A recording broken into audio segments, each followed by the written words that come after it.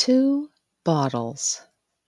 They're very similar in shape, size, and color. However, their purposes are very different. This one is a hand sanitizer. This one is throat spray. They're typically not stored together. But one day, they were placed in the same storage cubicle. Big mistake. You can probably see where this story is headed. Right before an interview via video conference, I had the brilliant idea to spray my throat. So I went to the storage box, not recalling that these were together, and pulled out what I thought was this bottle. Instead, it was this bottle. When I pressed the pump, aiming at the back of my throat, I expected a tasty fine mist, but got a bitter stream. I was too shocked to even scream. Thankfully, I only swallowed a little, but oh, how that small amount burned. It was like drinking gasoline or kerosene. Not that I or most people know firsthand what swallowing either one is like, but we all can imagine. And no wonder it burned my throat. The mixture is 62.5% ethanol. Startled and quite concerned, I rinsed and rinsed my mouth, wondering if I would make it on time to the job interview, or if I'd make it at all, as in survive. I obviously did, but stomach irritation lasted late into the evening, and a raw throat continued for the next couple days.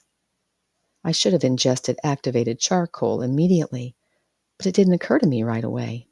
So I drank some the next day, and it did help a lot. The even brighter side?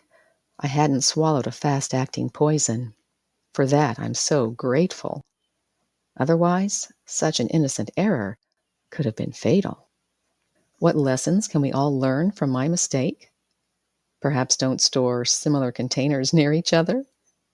Now those bottles are again stored separately. We should also stop to ask ourselves if each brilliant idea that comes to mind is actually brilliant.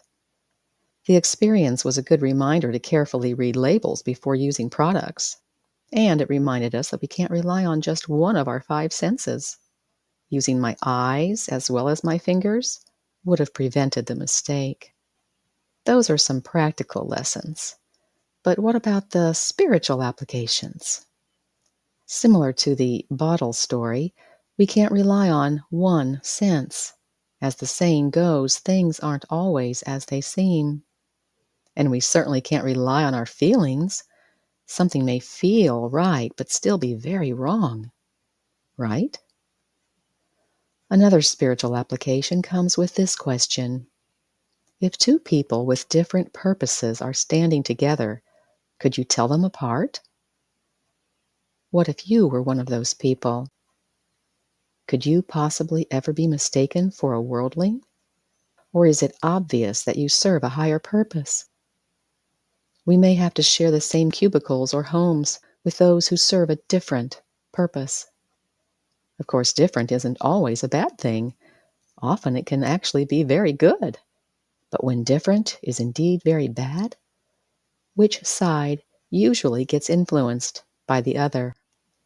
Let's courageously be the good influencers rather than being the badly influenced.